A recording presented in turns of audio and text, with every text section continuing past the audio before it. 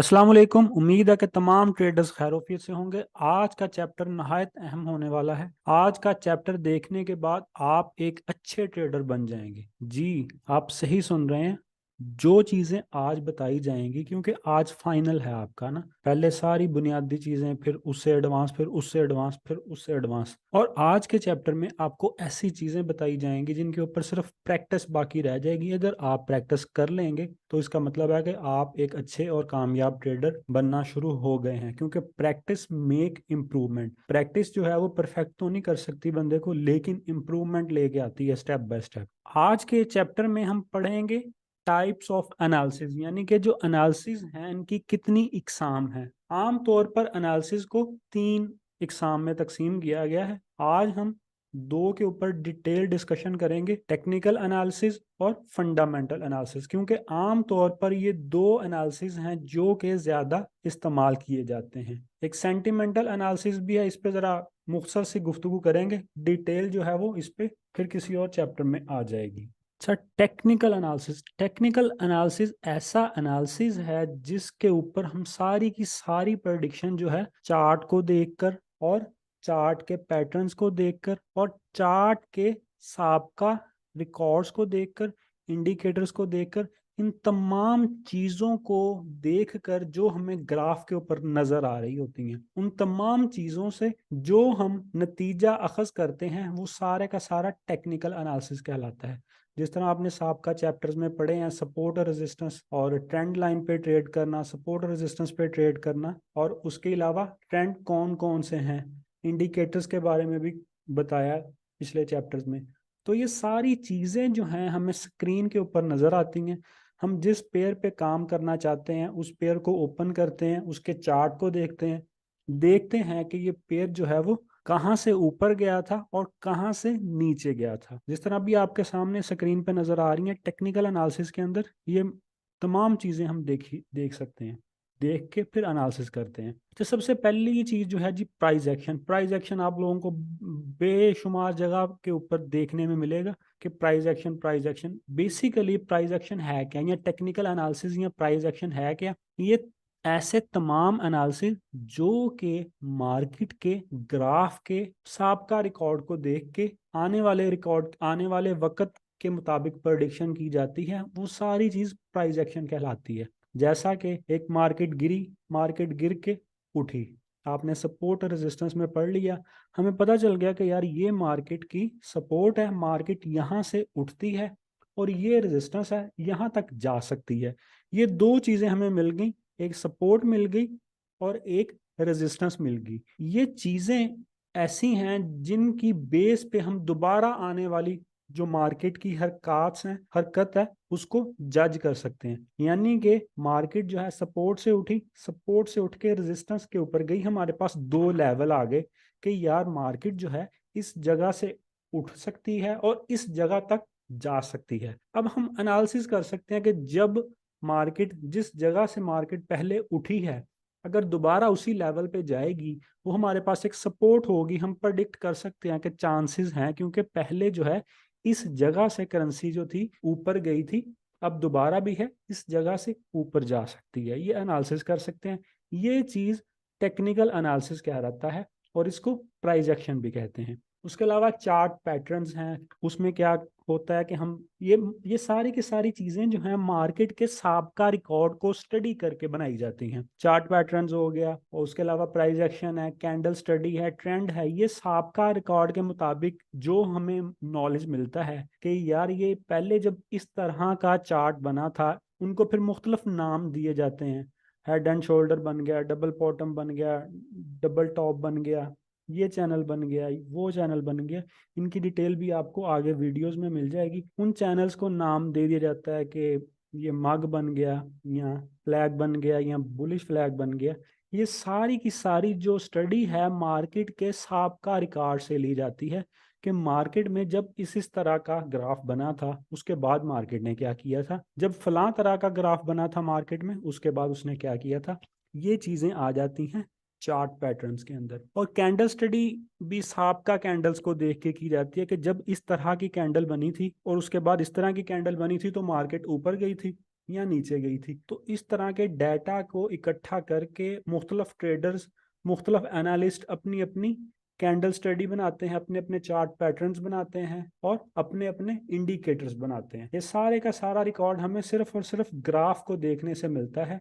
इसको technical analysis कहते हैं। इसमें इंडिकेटर भी आ जाता है, ट्रेंड्स भी आपने ऑलरेडी पढ़ ली हैं, और हमने इंटर कहाँ से होना, पहले मार्केट जब वहां से गई थी या उसने लेवल ब्रेक किया था तो कहाँ पर एग्जिट होना बेहतर था। मिसाल के तौर पर हम देखते हैं ना कि यार ये सपोर्ट बनी, मार्केट ऊपर गई, फिर नीचे आई, फिर उस सपोर्ट को तोड़ गई। उसका भी हमारे पास हल होना चाहिए कि अगर आने वाले सपोर्ट के ऊपर हमने बाय किया है तो बाय लाजमी तो नहीं है मार्केट वहां से उठेगी, ये तो एनालिसिस है 100%, तो इसमें कुछ भी नहीं है। हमने अपने अकाउंट के मुताबिक, अपनी इक्विटी के मुताबिक और अपने स्टेटस के अकॉर्डिंग चांस लेना है। $1000 है तो $5 का चांस लिया, सपोर्ट ब्रेक हुई, हम एग्जिट हो गए, दोबारा फिर कोई और ट्रेड देखेंगे। ये सारे का सारा डाटा जो है, जो एनालिसिस मार्केट के साबका रिकॉर्ड से अखज किया जाता है, वो एनालिसिस टेक्निकल एनालिसिस कहलाता है।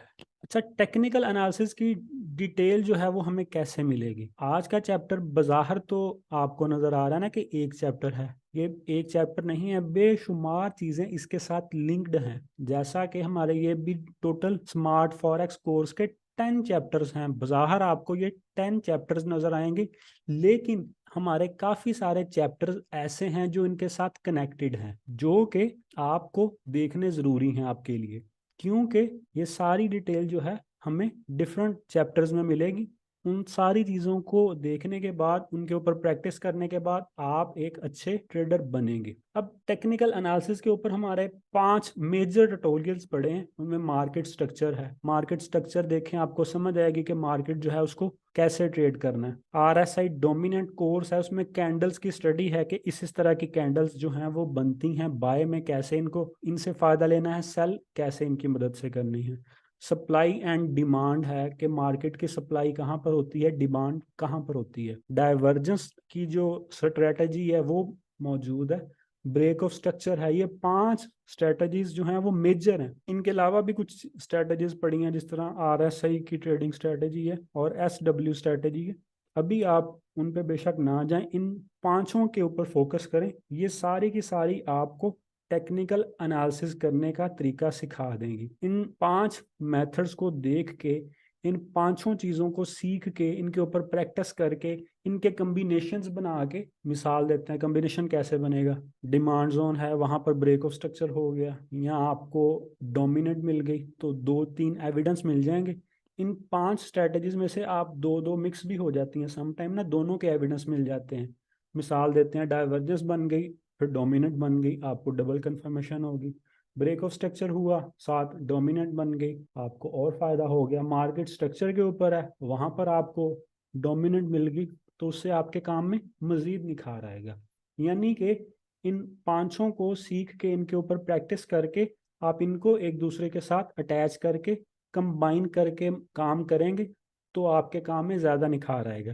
क्योंकि जितने ज़्यादा आपको एविडेंस मिलेंगे आपके ट्रेड के विन करने के, उतने ज़्यादा चांसेस होंगे। अच्छा, अब ये तो सारी चीज़ें ऐसी हैं जो कि मार्केट के ग्राफ को, मार्केट के साबका रिकॉर्ड को, मार्केट की सपोर्ट और रेजिस्टेंस को देख के हम प्रेडिक्ट करते हैं। लेकिन कुछ चीज़ें ऐसी भी हैं जो कि ट्रेड करने के लिए हमें मज़ीद मदद कर सकती हैं। यहाँ ये सारी चीज़ें फंडामेंटल एनालिसिस के साथ मैच करके हमें ज़्यादा फ़ायदा होगा। अगर ये तमाम मेथड के साथ हमें बाय मिल रही है और हाई इम्पैक्ट न्यूज़ आने वाली है, हो सकता है न्यूज़ जो है वो उस लेवल को ब्रेक कर दे, तो ये जो है नाकाफ़ी होती हैं। हमें मज़ीद एविडेंस लेने के लिए फंडामेंटल एनालिसिस के ऊपर जाना पड़ता है। हाँ, अगर आप लोगों को फंडामेंटल एनालिसिस नहीं आता, आप सिर्फ और सिर्फ टेक्निकल ट्रेडर्स हैं, तो आपने क्या करना है, हाई इम्पैक्ट न्यूज़ जब होगी तो उस वक्त, उस दिन काम नहीं करना, क्योंकि न्यूज़ का नहीं पता होता, बल्कि न्यूज़ को प्रेडिक्ट किया ही नहीं जा सकता। बहुत कम चांसेस होते हैं कि न्यूज़ को आने से पहले प्रेडिक्ट कर लिया जाए, उसका सिर्फ इंतज़ार ही हो सकता है। अच्छा जी, आगे आ जाता है फंडामेंटल एनालिसिस। ऐसा एनालिसिस जो कि उस मुल्क की मईशत को देख के किया जाता है। इसमें ग्राफ जो है उसको साइड पे रख के देखा जाता है कि उस मुल्क की, जिस करेंसी को हम बाय करना चाह रहे हैं, उस मुल्क की इंटरनेशनल ट्रेड कैसे चल रही है, उस मुल्क की GDP कैसे चल रही है, उस मुल्क की इकोनॉमिक कंडीशन जो है वो कैसी है। इन तमाम चीज़ों को मद्देनजर रखकर हम अंदाज़ा लगा सकते हैं कि ये करेंसी जो है मुस्तकबिल में या आने वाले दिनों में ऊपर जाएगी या नीचे जाएगी। जिस तरह जी फंडामेंटल एनालिसिस में economic, industry, company analysis, GDP, inflation, government की policies, economic policies, RBI policies, financial analyst और ग्रोथ ऑफ इंडस्ट्री, इन तमाम चीज़ों को देख के हम ये जज कर सकते हैं कि आने वाले दिनों में ये करेंसी जो है वो कहाँ जा सकती है। अच्छा, जितनी भी ये तमाम न्यूज़ हैं इनको स्टडी करने का जो बेस्ट वे है, जो शेड्यूल्ड न्यूज़ हैं, वो सारी की सारी आपको forexfactory.com के ऊपर जाके मिल जाएंगी। इसके ऊपर आप जाएंगे तो आपको पता चल जाएगा कि ये वाली न्यूज़ जो है, डॉलर की न्यूज़ इस दिन है और पाउंड की इस दिन है, यूरो की इस दिन है।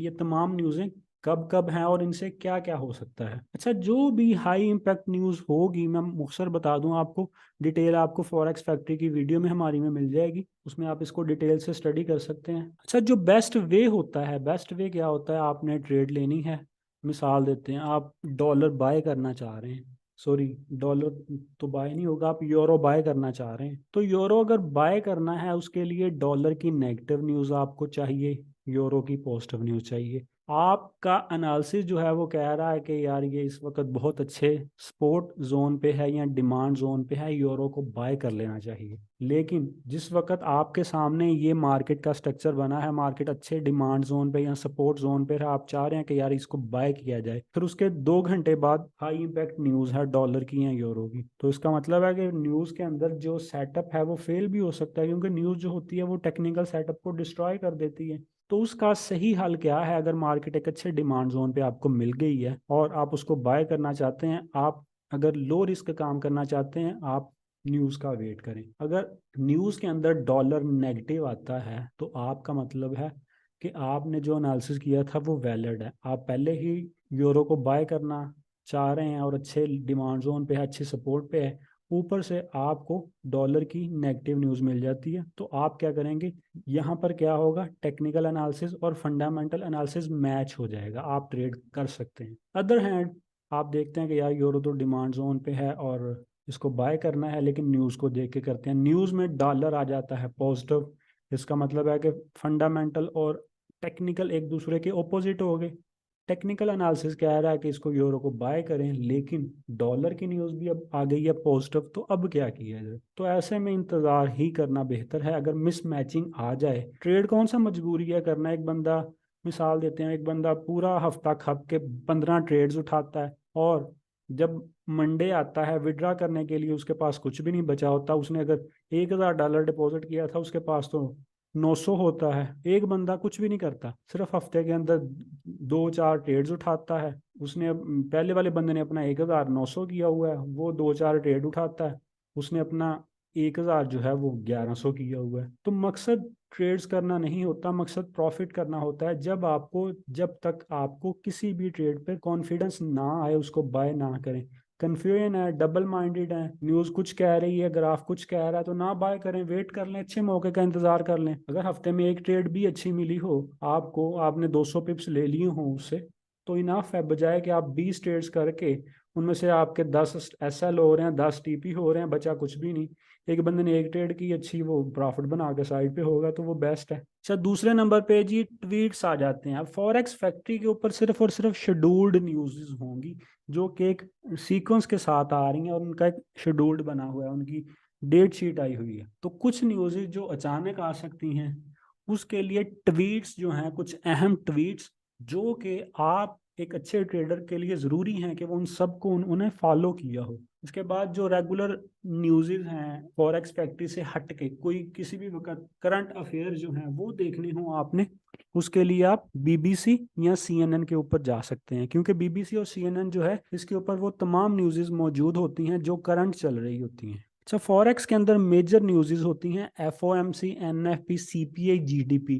जब ये न्यूज़ हों उस दिन आपने केयरफुल रहना है। अगर ट्रेड करनी है तो बहुत छोटे लॉट साइज से और बहुत छोटे स्टॉप लॉस वाली ट्रेड करनी है, और जब ये न्यूज़ आ जाएं उससे मार्केट की डायरेक्शन क्लियर हो जाती है। तो जब न्यूज़ वाले दिन अव्वल तो अवॉइड करें, लेकिन अगर आपका टारगेट नहीं पूरा या आप चांस लेना चाहते हैं तो बिल्कुल लो रिस्क चांस लें और छोटे एसएल वाली ट्रेड देखें। जब न्यूज़ आ जाएगी तो डायरेक्शन क्लियर हो जाती है, फिर उसके हिसाब से आप काम कर सकते हैं। अच्छा, अब इन तमाम खबरों को आप लोग कैसे चेक कर सकते हैं, उसकी तमाम की तमाम वीडियोस जो हैं आप हमारे चैनल की प्लेलिस्ट के अंदर जाएंगे, फॉरेक्स फंडामेंटल उधर फोल्डर है, उसके अंदर आपको मिल जाएगा कि फॉरेक्स फैक्ट्री जो है उसको कैसे हमने जानना है, उसको कैसे स्टडी करना है, और जो अहम खबरें हैं वो कौन कौन सी होती हैं और उनके क्या क्या असरात हो सकते हैं, और जो अहम ट्वीट्स हैं जिनको हमने फॉलो करना है वो कौन कौन से हैं।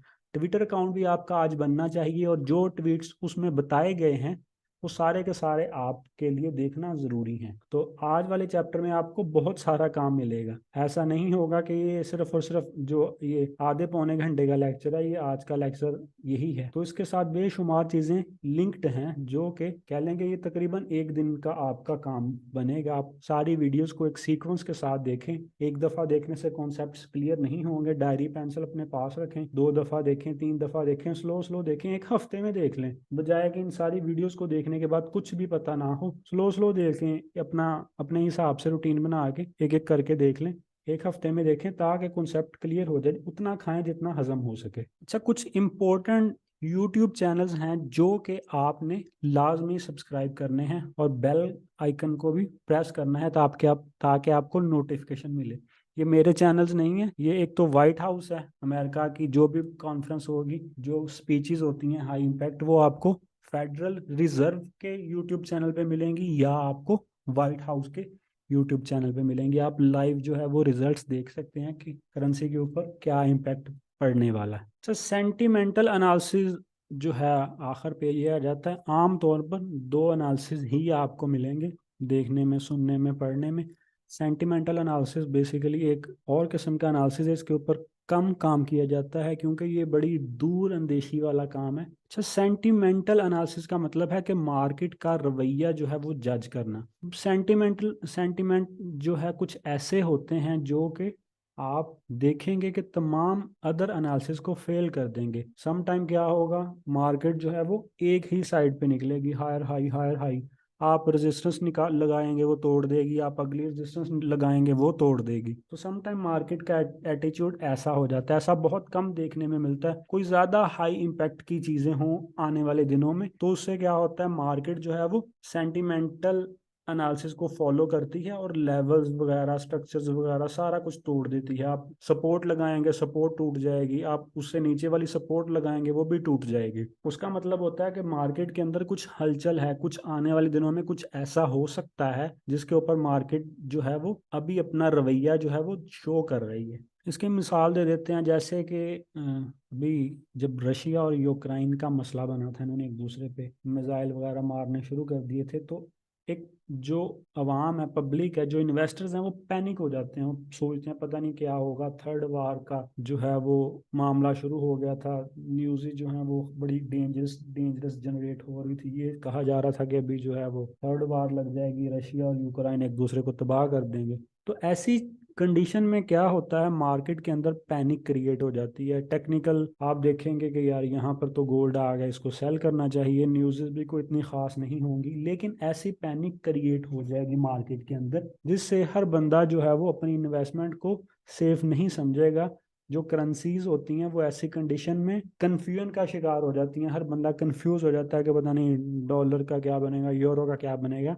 ऐसी कंडीशन में क्या होता है, इन्वेस्टर जो है वो गोल्ड के ऊपर मूव करना शुरू कर देता है। तो फिर गोल्ड नहीं देखता कि कोई सपोर्ट आ गई है या कोई रेजिस्टेंस आ गई है, फिर गोल्ड निकल जाता है। उसमें तो गोल्ड ने ऊपर को निकलना होता है। अगर वर्ल्ड में कोई प्रॉब्लम चल रही है दुनिया के अंदर तो गोल्ड नहीं देखेगा कोई भी सपोर्ट, कोई भी सप्लाई जोन, गोल्ड निकल जाएगा ऊपर। तो ऐसी कुछ चीजें जब मार्केट के अंदर हों, आपका कोई एक आध स्टॉप लॉस हिट हो गया, दूसरा स्टॉप लॉस हिट हो गया, फिर सब्र करें। अव्वल तो एक स्टॉप लॉस हिट हो जाए तो फिर देखें कि मार्केट करना क्या चाह रही है। तो कभी भी आप लोगों ने ये बिलीव नहीं करना कि यार मार्केट जो है बहुत हाई के ऊपर चली गई है, इसको सेल कर दें। फॉरेक्स के अंदर कहा जाता है ना कि 90% जो लोग हैं वो लूजर्स हैं। वो ऐसे ही हैं, वो डेली बेस पे अपना नुकसान नहीं करते। जो इसी तरह के सेंटिमेंटल एनालिसिस होते हैं उसमें नए लोग क्या समझते हैं कि यार मार्केट जो है वो बहुत ऊपर चलेगी, ये तो जी ऑल टाइम हाई पे है। तो वहां पर नए लोग क्या करते हैं, अपना लॉट साइज भूल जाते हैं कि यार मैं नहीं, अब मेरा रिस्क ये है, मेरा $1000 का अकाउंट है, मैं 0.01 की 2-3 ट्रेड लूंगा, $10-15 के फायदे या नुकसान से बाहर आ जाऊंगा। तो देखते हैं गोल्ड तो आसमानों पर पहुंच गया है, वो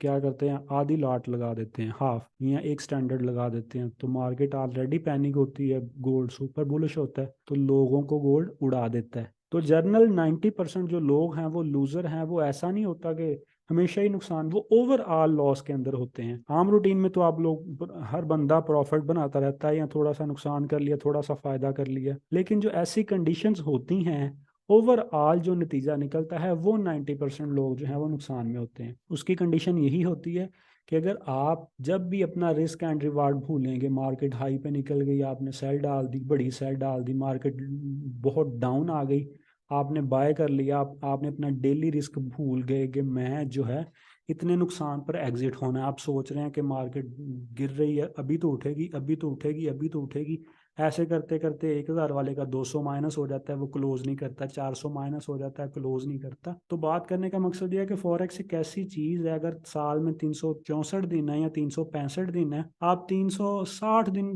फुल सही तरीके से काम करते हैं, एक दिन मार्केट जो है वो अपसेट हो जाती है, सेंटिमेंटल जो है वो मार्केट के मुताबिक नहीं रहते, तो आप अपना लार्ज साइज और मनी मैनेजमेंट का प्लान भूल जाते हैं, तो मार्केट तो आपके पूरे एक साल की आमदन ले जाएगी। तो कभी भी अपना डेली का रिस्क नहीं भूलना। मार्केट जो है कभी भी किसी भी एक डायरेक्शन को निकल सकती है। मार्केट के ग्राफ पे जाके चेक करें, आपको हर साल में कोई 2-4 ऐसे वाकयात मिल जाएंगे जिसमें मार्केट ना तो सपोर्ट देखती है ना रेजिस्टेंस देखती है, एक ही साइड पे निकल जाती है, फिर नए लोग जो हैं वो अकाउंट उड़ा के नेगेटिव हो जाते हैं। कसूर उसमें मार्केट का भी थोड़ा सा होता है, ज्यादा कसूर हमारा होता है। हमारा जब टारगेट है कि यार 1000 है मेरा, मैं डेली के 20 लेने हैं या 10-20 देने हैं, तो आप उतने दे के एग्जिट हो जाएं, फिर देखें कल को मार्केट क्या कर रही है, फिर उसके अकॉर्डिंग काम करें।